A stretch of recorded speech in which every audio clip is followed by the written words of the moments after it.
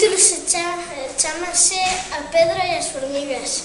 O autor é Jacobo Fernández. Trata de dúas formigas que pasean por un monte e miran unha luz que en rayo do sol e que unha xirafa vai ali mete a cabeza e abre a boca. Logo queren merendar, elixen un sitio que ten unha pedra. Entonces logo marchan e logo cando volven